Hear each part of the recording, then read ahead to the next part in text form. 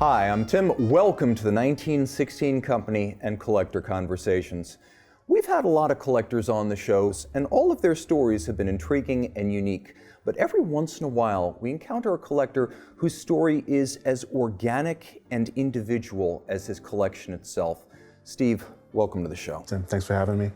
So, before we talk about watches, let's just talk about life. Let's talk about your story, where you came from, and how you even got to the point that watches were of interest. Sure. Originally from California. Then we moved up here in the late 90s. I tell everyone I'm a New Englander by heart. It's the California in me kind of has faded out a little bit. As a kid, I always wore a watch, right? Nothing crazy, maybe a Fossil, maybe a Guess watch, right? And just something about wearing a watch, it made me feel like a young man, like I had some sort of presence, right? As we spoke earlier today, I was a big fan of Formula One racing. So I used to watch a lot of the F1 racing, and TAG Heuer was Schumacher's sponsor. So I fell in love with the brand TAG Heuer because to me, Formula One was the epitome of racing. TAG Heuer, Yeah. right? That goes kind of hand in hand. Right. And you were yourself racing and building cars at this point. At this point, mid-2000s is when I really got into racing and building cars. So watches really go back to kind of my childhood. But mid-2000s is when I really started getting into cars. I became a full-time tech, racing Hondas, some street events. But I got into the SCCA events, and it really guided me into my profession more and more. The Formula One, it was on the Ferraris. So Schumacher era. Yeah, David Coulthard, Mika Hakkinen, Alonso. So I used to wake up super early, watch these races, and just be so infatuated with the sounds, but also some of the timing instruments, right? Because everything's about timing when it comes to racing. So this is the watch that really got everything going for me. The TAG Heuer Formula One. I bought this, I paid cash for it, a little bit more than I should have paid for it, but you're in your late 20s. It's a moment in your life to buy your first watch. You don't look back on the price and say, I should have spent less. Right. So this is what really got me into watches. It really signified a moment in life. Like you said, it's just my big first purchase. You know, you spending more than a couple $100 on something. You know, you're 20-something years old, but you felt proud. I felt good about this. This is a good purchase. So I bought this 2009 is when I got this, 2009. And it took a little bit of a break. So we fast forward now to 2015. My friend Mike came back from the Marine Corps. And one day we're just chatting up. And I noticed he was wearing a submersible Panerai. So I'm like, wow, it's a nice watch. What is this? Oh, it's a Panerai. Italian Navy used it. I'm like, oh, wow, okay. A couple of days later, he's wearing a Laco manual wine. Right? These are all brands that I had no idea what they were. I had no clue what anything was other than TAG Heuer. So one day we're hanging out at his house, and he goes, hey, I don't like this anymore. This very watch. I don't like the triangle, the way it's pointing downward. It's supposed to point upward. I don't like it. Do you want it? I said, sure, I'll take it. Long story short, he showed me how to wind it, gave me a little bit of history lesson with Hamilton as a brand, as a company based in America during World War II. I'm like, wow, okay, now you got my attention with this. So I wore this for a little while. I still enjoy it to this day. You know, it's part of my quote unquote keeper collection because it's got some sentimental value to it. Because he was coming back off of 2 wars and 8 years in combat. Correct. He was a scout sniper for the Marine Corps. He spent 8 years between Afghanistan and Iraq. So as soon as he came back, you know, it was like we never lost touch. 8-year span, you know, so. Over distance. Over distance, yeah. Right. I would try to email, it was almost impossible to get in touch with him. But this was a little bit of like a reconnection. Was this watch here just brought us back to 2000, one 21-year-old kids just hanging out, spending some time. So, this is a forever keepsake, you know. So then we move on to. And which, by the way, if you've ever wondered about how to get an aftermarket strap on an Oris dive watch, this is the answer. We'll talk about that adapter in just a moment, but I definitely want to know what this means to you, not just what it means to me. So, same friend, Mike from the Marine Corps, gets a little Jeep Rubicon, needs some little bit of work done to it. So he's like, hey, you want to come over? We'll have some Chinese food and some beers, and let's get some work going. Well, it was 97 degrees that day.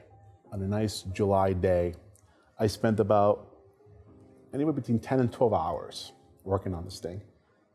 He goes, hey, we're done for the day. How much do you want, or do you want that Oris? I went with the Oris. Given inflation, probably better than taking the cash. Absolutely, absolutely. So this watch goes in the ocean. It's got a cool little, pop this up, right? Yes, it's got the little safe dive. The safe dive, right? It goes in the ocean. I live in Rhode Island, so it's the ocean state. So divers are a must. I mean, you lived in Rhode Island for a little bit. Yeah, I was in boot camp in Rhode Island. I think you probably got the better deal. So yeah, no, I think now, I think I did the better by taking the watch instead of the cash. I mean, no doubt. But I will say this. You were in a place in your life where you were very much A, entrepreneurial, and B, deeply into cars and trucks. Absolutely. So you modified as Rubicon, but at the same time, what did your life look like professionally? Yeah, I was still in the garage. I've been a gearhead my entire life. I still had my studio, so I've always balanced both. Were you racing at this time? No. This time I'm a father of two. The studio really took over. My martial arts studio really took over the car. I had to pick one or two. I couldn't do both. Both hobbies take a ton of time. And you turn your passions into professions. You started with modified imports, SCCA racing, competition prep, and then you moved from there. Right around this time, you're moving towards the studio, but you got to tell us a little bit about that. How did you get into professional martial arts from autos? So, getting into martial arts, I met a little Brazilian man. 2010, gave me a business card. Said, hey, I'm opening up a martial arts studio in town. Gave me some business card. I looked at it. I kind of laughed at it. Just a salesman trying to pitch something. I'm like, sure. 14 years later, a first-degree black belt, I followed suit with some of the stuff he was offering me, and I ended up I became really involved with it after. He told me, hey, you have a little bit of a gift. I'm like, you don't hear that too much from another man, right? So he's like, you might go far with this if you stick with it. I was a heavy drinker, all right? So he disciplined me. He goes, if you want to be good at this, I don't want you drinking anymore. I'm like, okay, all right. Weekend to almost no drinking at all. And he wanted to open up a studio so Providence is our capital. He wanted something there. The gym that he was teaching at closed down. I go, hey, I know someone. Lo and behold, I'm teaching classes for him. Lo and behold, it evolved into my passion project. And here we are 14 years later. That's the short story of it. It's a lot longer in between, but it became a passion. It's helping first, then money later. That's always been my thing with jiu-jitsu. It's being able to get a message across to, hey, if I could do this, you could do this. But yeah, so I was balancing both cars and martial art. So the cars kept the dream alive. So working on cars. That was the initial feedstock, the revenue source. Yeah. So, the martial arts is a passion. It's passion. If you do it for the right reasons, you can make some money. But it was more of a passion. It's help. Let me help I know what it's done to me. Let me see what it could do to somebody else. Now, at the same time you're getting deeply into martial arts, including instructing professionally, you're also getting very deep into watches. Were you at this point actively involved in building a collection, buying and selling watches, or did that come later? 2017, that's when it really started to snowball, right? I bought a manual wine Longines off of Craigslist, traded it for 2, sold those 2, and slowly just started to build up. Granted, it's not, it wasn't like this, crazy brands, but I learned to hustle my way up to some decent stuff. And that's kind of, 2017 is when it really started picking up. Just trading, just trade. 2 for 1, 1 for 2, 2 for 1. And slowly it built up to like 100 watch collection. But, and we spoke about this earlier, kind of fall into those rabbit holes of brands. And then you're like, oh, I have all this stuff and it's not worth much. You become a brand snob whether you want to or not. Yes. From the exposure. Yes. You get exposed and you're like, yes, this is it. The last couple of years though, I've been I narrowed it down, like we spoke earlier today. I think 20 good ones is where I'm trying to get at. So I gotta move about 40 of them. So you got about 60 right now, but Correct. what we're looking at here on the table, these are absolute keepers. Yes. So take me on a journey now from these first 2, with the Hamilton Khaki-Automatic and the Oris Pro Diver. What was number 3? What did it mean to you? And what role does it serve in the collection? What emotional socket does it fill? All right, so that would be my Omega Speedmaster reduced. That here, that has the most significant story recently. That was my 43rd birthday gift for myself last year. Went to the Waltham Watch Factory. The actual remnants, the old factory. The old remnants, yeah. They're lofts now, but it was still very cool to see where another American brand was built 45 minutes from home. So I was like, oh. So bought the watch. This was near the factory, online? On the way to the factory. On the way to the factory. To go see my buddy Adam. So picked that up, met up with another watch collector from Massachusetts, and just had a great day. Right, took the day off. A couple of days later, life just went 180. I was like, it's okay though. We're gonna get through this, right? So that watch right there, a lot of, I proved to myself that I could keep going. Right? Every time I look at that watch, every time I put it on, it's perseverance. That's what it holds in my heart. That really is a keeper for all time. And it just proved to myself that, hey, I can do it. Every day I put that watch on, it's a reminder, hey, no matter how tough it gets, you got this. I find that for a lot of people, the permanence of a mechanical watch is a big part of the appeal. And I think when you're dealing with a challenging time in your life and it seems like everything's up in the air, just the permanence of a watch, it's almost like a little anchor. It's almost like a little anchor in the storm. Yeah. It really, you learn how to hunker down and just be like, you know what, I've been through it already. It's okay. It's all right. Time will heal. Time will just make things blow over. And here we are, 16, 17 months, almost 2 years later, and I can't complain. So now I do have one question that comes to mind, because just seeing where you came from with the Hamilton and the Oris, you told me you have an 8-inch wrist, Yes. so you can wear anything you want. Yes. No watch too large, no size too grand, but this is a smaller Speedmaster. Were you aiming for a Speedy reduced type case, I was. a Speedmaster Auto? I was, yeah. I could wear a 49mm Oris Pro Diver or a 34mm Longines manual wine from the 50s. Not that it doesn't matter, it's just preference sometimes. Sometimes I want to wear something small. Sometimes I want to wear something that slides right under the cuff, no problem. Exactly. And what a strap.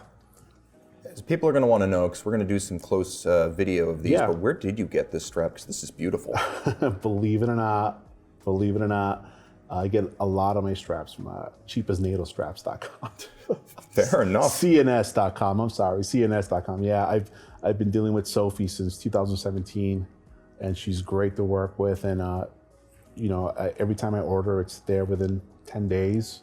And fair prices. Fair prices, yes. Yeah. It's good to hear something that's a good deal in this hobby and not getting dramatically more expensive by the day. No, I agree. Yeah, I agree. USPS one day destroyed my package. I emailed her a picture. She sent me the exact same order on her.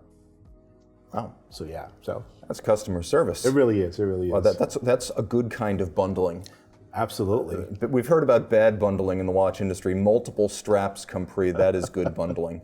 Now, from the Omega, it seems you're moving now towards brands that are maybe a little bit more close to the heart of the hobby, brands that are maybe even a little bit more upmarket. Am I right that your next move, associated with the same friend, was actually your Tudor Black Bay Chrono? Correct. So tell me a little bit about your friend and how he influenced your watch collecting, because I think there's some give and take here. Yeah, so my buddy Adam was my shop foreman when I worked at a garage. And I never knew that him or his family were into jewelry or watches, and no idea. I knew him as the car guy. So one day, I'm on Facebook Marketplace, and I seen a watch that I have traded a gentleman, and he had it. And I'm like, hey man, that looks really familiar. He goes, hey, what's up? I go, yeah, did you trade so-and-so? Yes, I did. I go, okay, that's my watch. Ha ha ha. Then I clicked on his profile, and just a list of watches he has. I'm like, wow, okay, all right. So I'm, hey, I'm interested in looking at some stuff. Come up. He has a very significant tattoo on his arm. It's a piston. It's a connecting rod and a piston. I'm looking at him. He's looking at me. I'm like, we know each other. He goes, Monroe? Yes. Okay. So we kept in contact ever since, and we've done some trading, some selling. Some stuff that I wanted to sell that he could have as inventory, stuff that's easy to move for him in his demographic. And one day he sends me a picture of this Tudor. I'm like, hey man, it's the week before Christmas time. Stop it. He goes, well, what do you got? At the time, I had a James Bond Omega Speedmaster chronometer. I sent it to him a couple of weeks before so he could fix the date. The date would snap in over at 3 instead of 12. He was infatuated with the watch. He loved the dial. It's just perfect. Was the dial original tritium? Like Yes, early generation? So he's just like, I need this. And I'm like, I need that Tudor. So we did a 2-for-1 deal. I traded him my Seamaster and a Breitling Colt for that Tudor. He goes, I'm losing money in this deal, but it's a story to tell. I know as a collector, you're gonna appreciate it, and it's gonna stay with you for a while. And I said, let me just wipe this tear out of my eye, give you a hug. He goes, Merry Christmas. Damn. And that's a never sell watch. Yeah, that's never gonna be sold. I've never thought of selling it. I got the Breitling back. You did? From him, yep. I got the Breitling back. So he always gives me first dibs when it comes to trades. So that was a trade that I probably won't ever. And all this came together by coincidence. It's a small world, isn't it? It's a very small world. New England is very small. It's a small circle, but just how it played out, and just again the conversation beforehand was really the story. It's the story, right? It's the week before Christmas time. He knows that I'm a single parent home with 2 children. He knows that I enjoy this hobby. He does his best to help out. So it's a story. Now, there's other stories here. You're very much a strap guy. Since these are all never sell watches, you've sort of customized them so you change the image, keep them fresh, do things that even I didn't know could be done. But tell me a little bit about these lug adapters, because you're definitely into straps. You normally can't easily fit a strap to an Oris dive watch. No, you can't. It's almost like a Panerai style strap, but you've got the lug adapter attached to it. Yes. Now that people know they exist, if you Google Oris Diver lug adapters, you can put a standard spring bar spaced strap on an Oris dive watch, and this is the first time I've seen anything like this in person. You've also given the Tudor Black Bay Chrono kind of like a motorsports look, like 70s perforations. Yeah. I think changing the strap it changes the watch. It changes the mood, right? On a bracelet, it'll look good in dressed up, a nice suit, another strap, nice little cardigan, some driving gloves, An MGB, that sort of thing, 1970 MGB. Yes, sir. Some sort of a chrome bumper era British sports car, definitely. And what fascinates me now is that we've got a couple of watches that could definitely be described as vintage, and they both got a great tale behind them. Take me on a trip through the world of Heuer and Seiko. Yes. So, me and Heuer, like I said, we have a bit of a history together. I actually have 2 other 1000 series divers. I should have brought them with me, but And this is a Heuer 1000, not a TAG that's a Heuer. Heuer. Yeah, that's pre-TAG Heuer. That is pre-TAG, and again, I got it from Adam. He knows that I love TAG, and he's like, hey, what do you want to do for this? A couple citizens. That was it. That was the trade-off. I mean, that's really cool because you've got to, most people wouldn't consider a Citizen to be kind of an eternal watch or a forever watch. It's not. But this watch is incredibly old and incredibly well preserved considering it's a black coated case. Mm-hmm. The dial looks like it's never been touched. The hands aren't boogered. That's as close to a mint condition pre-TAG Heuer quartz diver as I've ever seen. The factory museum should own that piece. Like, that's a very fair trade. No, I agree. And that's his thing. He gets these quirky watches that only collectors understand. His core group of people just want something that they could put on and leave, not worry about whining or worry about anything else. Just so a Heuer is going to be a lot harder for him to sell to somebody that's not in the know. Yes. So again, he feeds the machine. Hey, I get the message. What do you got? I'm like, uh-oh, here we go. What's he offering me now? So he's got me out of stuff that I just bought that I thought were quirky, just something to have. And he's also showed me minimalizing the collection to stuff that actually is not cool, but just something, again, with some historical value to it. I mean, Heuer is, we spoke about it earlier, Heuer gets the love, TAG. Yeah, I mean, you're definitely collecting what you like because, look, people love Heuer, but oftentimes they'll say they hate TAG, or they love Heuer, but they're not into quartz. And a lot of times people would say that relatively small watches aren't desirable if you have a bigger wrist, but you go your own way on each one of those counts. You just sort of throw the conventional wisdom over your shoulder. Yeah, no, I definitely do. And that's why I said I'll wear a 39 millimeter or I'll wear a 49 millimeter. It's kind of not preference. It's just, maybe it is preference. It's what I want to wear, what I like to wear. But yeah, that Heuer, it's just, again, it goes back to the root of what really got me started, which was my Formula One. So I love TAG. Modern TAG, take it or leave it. Take it or leave it. Yes, I had an Oris chronograph. Got rid of it. Just too much bulk on the wrist, even for my wrist. Too much bulk. It wouldn't sit right. I prefer these 40. That's 37.5 millimeter. That's not a big watch, but again, it looks good and I like it, and it's got some history, and we have some history. So now what I find really interesting is that you've owned many, many watches. You've had as many as 100 in the past. Your current collection is about 60, and you've owned high-end brands. I mean, you've owned peak luxury brands, but these are the watches you've decided you wanted to keep, either because they were firsts or they came from friends or because they were associated with childhood adoration or adolescent adoration of motorsports. So you buy what you like and you keep what you like. So a lot of these are of your era, or just before, things that maybe would have been cool before you could afford a fine watch. Right. This is so far before your era. I've got to know what's going on here, because now we're talking about a Seiko Pogue, and I think late 60s, early 70s. I think Skylab 4. People don't know where the name comes from in many cases. Colonel William Pogue, he was a person, he owned one. Correct. And yeah, this, I was chasing down a mechanical Seiko for about 2 years, and I found it in Massachusetts. It was gold. Paid $100 for it. Everyone loved it. I loved it. Works perfect. Once again, I get the text message. What do you got? It's Adam. He's got 4 of these. Blue dial, gold dial, white dial.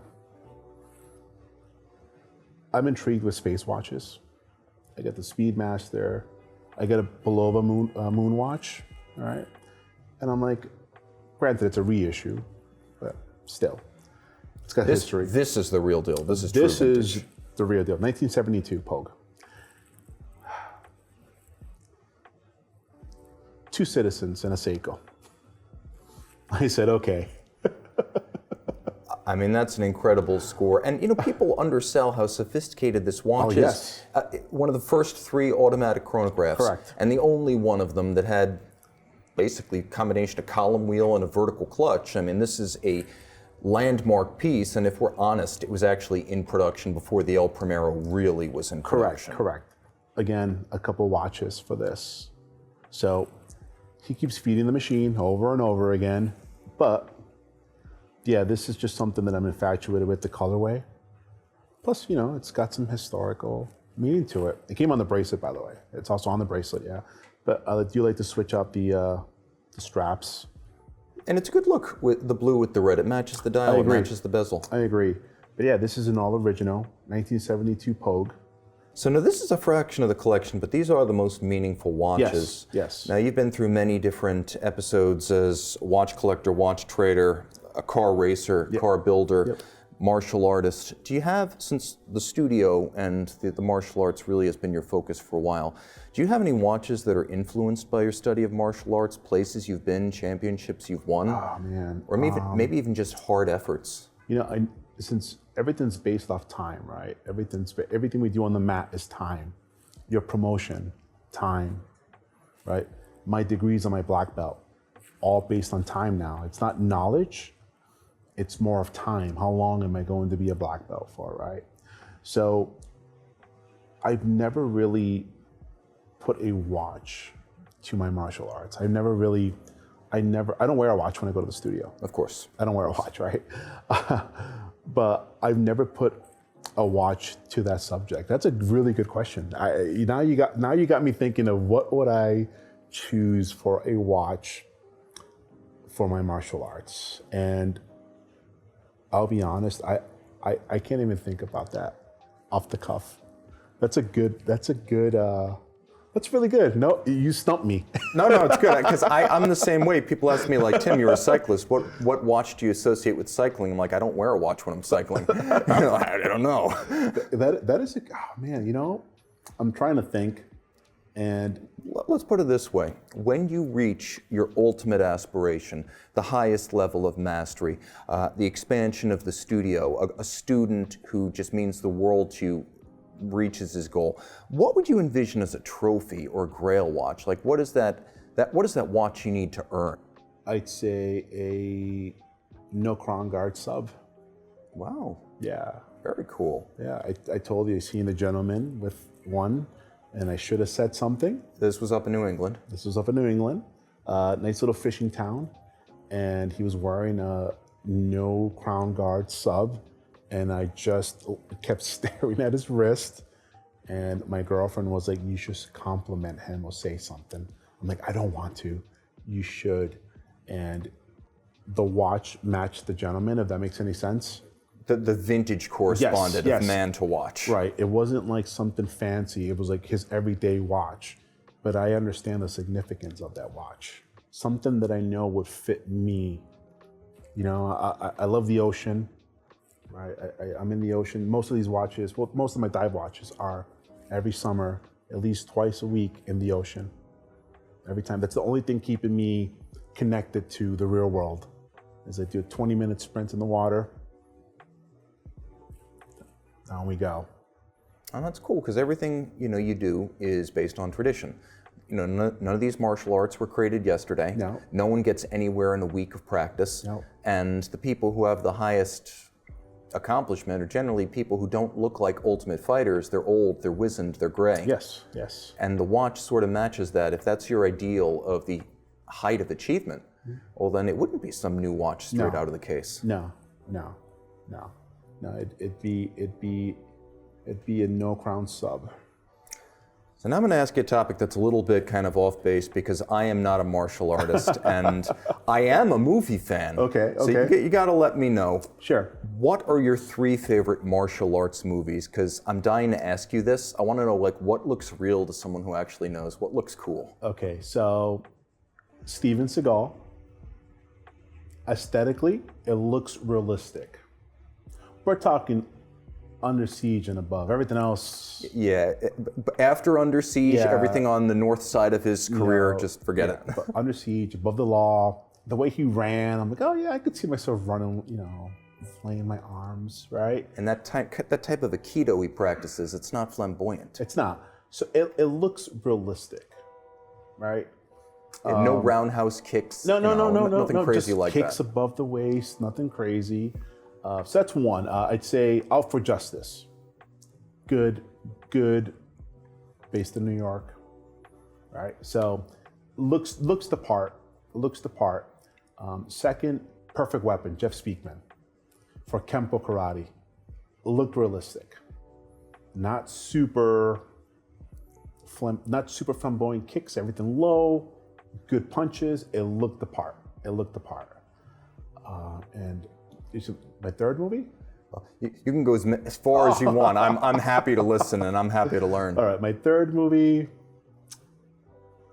there's a couple, but I think Keanu Reeves in the John Wick, because he demonstrates good judo and good Brazilian jiu-jitsu. And it's funny because he's not known for excellence in dialogue. Right. He memorizes the script, and oftentimes people make fun of how wooden his delivery is. Correct. But you found his martial arts convincing. Yes. He trains with some real legitimate guys in California. So he looked the part. It didn't look forced. It looked natural. Repetitiveness, though. So I give him credit for that. I mean, he's not a real martial artist. I mean, he does train, I guess. But when you talk martial artist, right? Jean-Claude Van Damme, Steven Seagal. Yeah, like real martial artists, like people who've actually done it off camera. Right, done it off camera. Keanu Reeves, like you said, he's not known to be a martial artist or a man of very few words. No, but it's an inspiration to all of us that, you can be a highly advanced martial artist in old age, or if you're Keanu Reeves, you can become an accomplished action figure as you approach senior citizenry. Correct. Well, I certainly appreciate this. Thank you so much. Thank you. It's been a pleasure. Likewise. Thank you very much. And if people want to learn more about how to learn what you know, how do they reach out? They can reach me at rcbjjri.com. Very cool. Thank you. Thank you.